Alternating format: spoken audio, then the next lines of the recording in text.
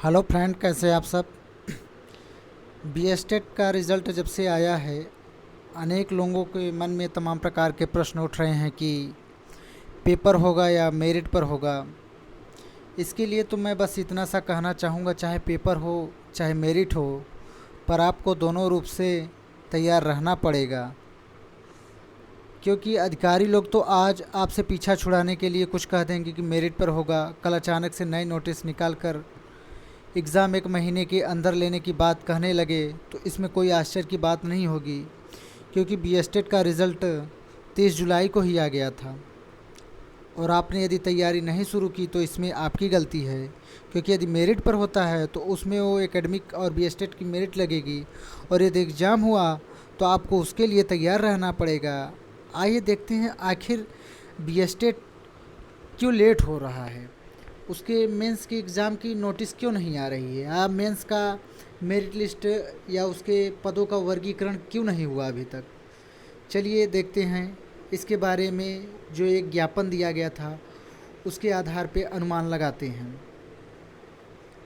एक ज्ञापन जो है बहुत पुराना है, जब बीएसटेट का रिज़ल्ट नहीं आया था तब का है।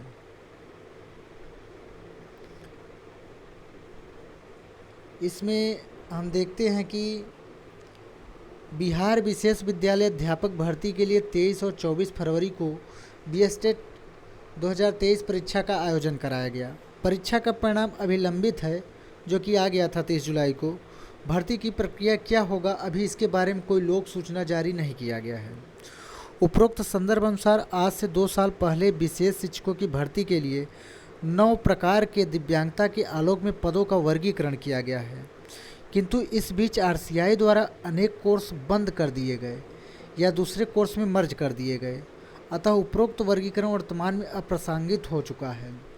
तो दोस्तों, यही वर्गीकरण को लेकर ये मैटर फंसा हुआ है, जिसकी वजह से मेन नोटिस अभी निकल कर नहीं आई, जो कि अभी 5 सितंबर तक नोटिस जारी होने की खबर मिल रही थी, जो कि अब बढ़ते हुए सेकेंड वीक या थर्ड वीक में पहुंच गया है। आपका बीएसटेट की जो हमको खबर मिल रही वही आपको बता रहे हैं।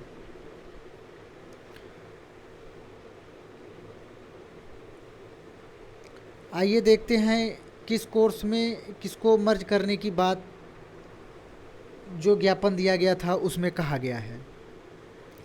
जो आपका मल्टीपल डिसेबिलिटी था, डीएड स्पेशल एजुकेशन जो एमडी में होता है उसको एमडी में ही रखा गया है।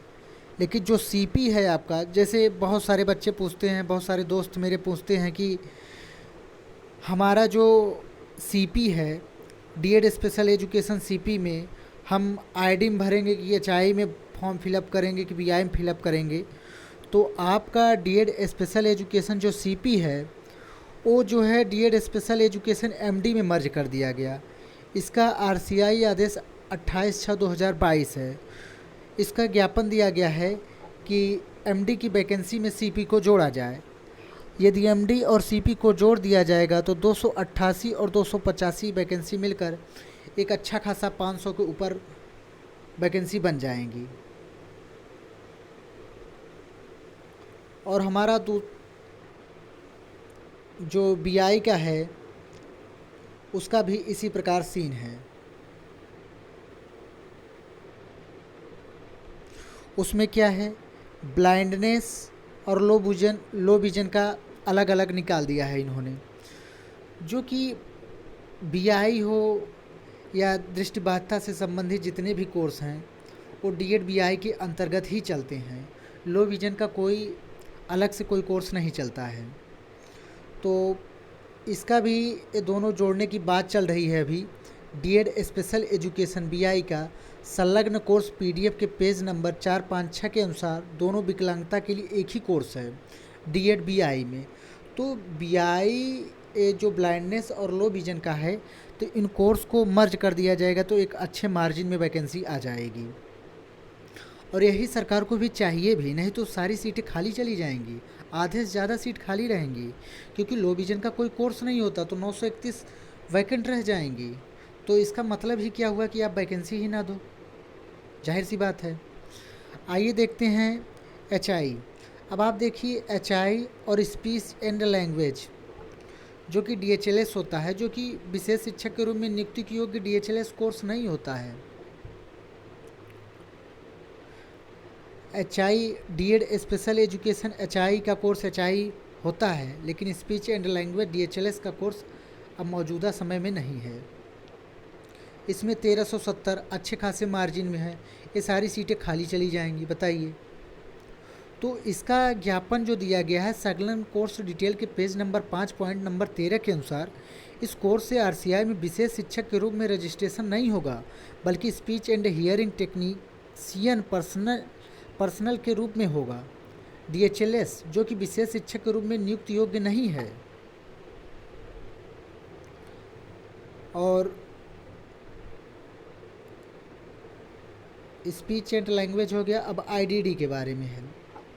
IDD के बारे में बोला जा रहा था कि बहुत कम वैकेंसी है, तो इसमें भी मर्ज करने की बात चल रही है, क्योंकि ऑटिज्म स्पेक्ट्रम डिसऑर्डर का पहले कोर्स चलता था, लेकिन RCI आदेश 5/7/2022 के आधार पर ऑटिज्म को RCI आदेश 5/7/2022 के अंतर्गत DED IDD में परिवर्तन कर दिया गया। उसी प्रकार इस स्पेसिफिकेशंस लर्निंग डिसेबिलिटी, जिसको SLD के नाम से जाना जाता है, इसमें 478 वैकेंसी है। ऑटिज्म 92 है। इंटेलेक्चुअल डिसेबिलिटी 544 है, जो कि 5/7/2022 के आदेश के अनुसार इन सबको DED IDD के रूप में परिवर्तन कर दिया गया। इनको हमने पेज नंबर 2, 3, 4 के अनुसार SLD और IDD में शामिल करा लिया गया है। तो कुल 5534 वैकेंसी हैं। बताइए, यदि इस ज्ञापन को नहीं माना गया तो बताइए सारी सीटें खाली चली जाएंगी, सारी की सारी सीटें। उसमें कुछ ही पर आप लोगों का चयन हो पाएगा। यदि इस आधार पर इसको मार्जिन नहीं किया गया तो मेरिट हाई जाने की चांस है, क्योंकि बच्चे मिलेंगे नहीं उस कैटेगरी में, तो सीटें तो खाली ही जाएंगी। सरकार भी यही चाहती है कि सीटें खाली जाए, हम आगे BS टेट सेकेंड करा के उसमें भर दें। तो मेरिट पर होने के चांस ज़्यादा दिखाई दे रहे हैं यदि इसको मान लिया जाता है। तो आइए देखते हैं कि इसमें आखिर DHLS के बारे में क्या लिखा गया है। DHLS एक वर्षीय कोर्स है जो RCI द्वारा वर्तमान में संचालित है। संपूर्ण भारत में वर्तमान में लगभग 24 संस्था हैं जहां कोर्स संचालित है। RCI द्वारा विशेष शिक्षक के रूप में नियुक्ति के लिए यह कोर्स मान्य नहीं है, बल्कि रोगी के उपचार के लिए RCI में इनका speech and hearing technician personal के रूप में इनका रजिस्ट्रेशन होता है। इस लिंक द्वारा देखा जा सकता है कि DHLS के बारे में क्या क्या बातें की गई हैं। जो कोर्स बंद कर दिया गया है उसके पद आवंटित करना अनुचित है। सच में अनुचित है। सीटें खाली जाएंगी तो इसका अर्थ क्या हुआ? सरकार नहीं चाहती है, या सरकार को पता नहीं है, या वहाँ पे जो अधिकारी हैं उन्होंने कैटेगरी तो पढ़ लिया, लेकिन किसको किस में मर्ज किया गया है इसके बारे में उनको जानकारी नहीं है। जानकारी नहीं है तो जो ज्ञापन दिया गया है उस पर अमल करिए, भले 1 महीने लेट हो, लेकिन आप वैकेंसी को अच्छे तरीके से फिलअप करिए। RCI के अनुसार DHLS का कोर्स तो विशेष शिक्षक के लिए मान्य ही नहीं है। MR, ASD, CP, SLD, ID course बंद कर दिया गया है। ब्लाइंडनेस और लो विजन दोनों के लिए एक ही कोर्स चलता है, BI। संलग्न RCI का समुचित सर्कुलर आदेश, नोटिफिकेशन एवं अन्य सबूत RCI की संपूर्ण जानकारी, वर्तमान कुल कोर्स, राज्यवार कुल रजिस्टर्ड कुल संस्था, इस पर देखा जा सकता है कि RCI बुकलेट कंप्लीट इन्फॉर्मेशन, इस पर क्लिक करके उन साहब को दिया गया है जो कि इसका देख रहे हैं। वर्तमान में भारतीय पुनर्वास परिषद द्वारा उपरोक्त 9 में से केवल 4 दिव्यांगता HI, BI, IDD और EMD के क्षेत्र में ही डिप्लोमा कोर्स चलाए जाते हैं, जो RCI में विशेष शिक्षक के रूप में रजिस्ट्रेशन की योग्य होता है। अन्य कोर्स या तो बंद कर दिए गए या तो दूसरे कोर्स में मर्ज कर दिए गए, अथवा किसी अन्य उद्देश्य से उनका RCI में रजिस्ट्रेशन होता है। इस बात की पुष्टि निम्नलिखित माध्यम से किया जा सकता है। संपूर्ण भारत में भारतीय पुनर्वास परिषद द्वारा वर्तमान में विभिन्न संस्थाओं के माध्यम से संचालित किए जा रहे कोर्स का विवरण इस पर है। RCI अप्रूव्ड इंस्टीट्यूट लिस्ट में राज्यवार, कैटेगरीवार, कोर्सवार संपूर्ण भारत में RCI रजिस्टर्ड की सूची, all India CRR list, state category course wise इसमें दिया गया है। राजस्थान सरकार, दिल्ली सरकार, गुजरात सरकार, केंद्रीय विद्यालय इत्यादि अनेक भारतीय संस्थाओं द्वारा पिछले कई वर्षों से विशेष शिक्षकों की भर्ती की जा रही है। इन सभी संस्थाओं द्वारा विशेष शिक्षकों की भर्ती के लिए अधिकतम 3 कैटेगरी ही वर्गीकृत किया गया है। आईडीडी और एमडी को आपस में मर्ज कर दिया गया है। IDD intellectual and development disability, HI hearing impairment होता है, बीआई विजुअल इम्पायरमेंट। और यदि एमडी को आईडीडी में मर्ज कर दिया जाता है, जैसे कि यहाँ पे बात की जा रही है, तो आईडीडी की भी अच्छी खासी मात्रा में वैकेंसी देखने को मिल सकती है। एचआई और बीआई की सीट आपको दिख ही रही है जानकारी के अनुसार, और आईडीडी की अच्छी खासी मार्जिन में वो भी आ जाएगी यदि 3 कैटेगरी में रखा जाता है। तो इसके लिए आईडीडी के विद्यार्थियों के लिए टेंशन की बात नहीं होनी चाहिए। अभी तो ज्ञापन दिया गया है।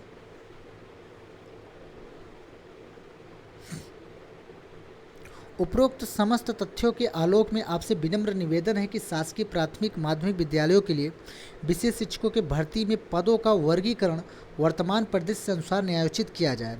सभी के साथ समान न्याय करने के उद्देश्य से आवेदन को स्वीकार किया जाए और समुचित कार्रवाई की जाए। धन्यवाद। धन्यवाद के साथ अपर मुख्य सचिव शिक्षा विभाग बिहार सरकार पटना को भेजा गया, निदेशक प्राथमिक एवं माध्यमिक शिक्षक पटना को भेजा गया, अध्यक्ष बिहार शिक्षा परियोजना परिषद पटना को भेजा गया, अध्यक्ष बिहार बीपीएससी पटना को भेजा गया, अध्यक्ष बिहार विद्यालय परीक्षा समिति पटना को भेजा गया तथा उसके अनुसार अनेक राज्यों के अभी वैकेंसी जो निकली थी बीएसएस टेट के आधार पर जो 5534 वैकेंसी है उसका संलग्न प्रारूप जो कि आप लोग देख चुके ही हैं, इसको भेजा गया। और ये दिल्ली स्पेशल एजुकेशन टीचर जिसमें किसी कैटेगरी को नहीं रखा जाता है, संलग्न के अनुसार उसको लगाया गया ज्ञापन के रूप में। यहाँ पे भी graduation with BEd special education और BEd with 2 year diploma in special education और post graduation professional diploma in special education को रखा गया है और सीटेट को मैंडेटरी किया गया है, दिल्ली का लगाया गया है ज्ञापन में। और स्पेशल एजुकेटर जो 32/21 आई थी 1126 उसका भी लगाया गया है संलग्न प्रारूप के रूप में, क्योंकि यहाँ पर भी एक ही कैटेगरी में वैकेंसी आती है। उसके बाद राजस्थान कर्मचारी चयन बोर्ड जयपुर का भी जो प्राथमिक और उच्च माध्यमिक का है उसका भी ज्ञापन के रूप में लगाया गया है कि यहाँ पे भी 3 कैटेगरी की वैकेंसी आती है। तो इसी ज्ञापन के रूप में दिया गया है, इसी की वजह से लेट हो रहा है सारी चीज़ें जो कि आप देख ही रहे हैं। तो दोस्तों ये न्यूज़ था, ज्ञापन के रूप में ये दिया गया है। मेरिट पर होने के चांस ज़्यादा दिखाई दे रहे हैं, फिर भी मैं तो यही कहूँगा जनरल और स्पेशल वैकेंसी की आप साथ साथ तैयारी करते रहिए, जिससे कि आपको केबीएस स्पेशल वैकेंसी में कोई ज़्यादा एफर्ट न लगाना पड़े, क्योंकि केबीएस स्पेशल एजुकेटर आपके सामने है और एक टीचिंग प्रोफेशनल होता है और केबीएस में लगना एक गर्व की बात होती है। तो आप साथ साथ में केबीएस स्पेशल की भी तैयारी करते रहिए।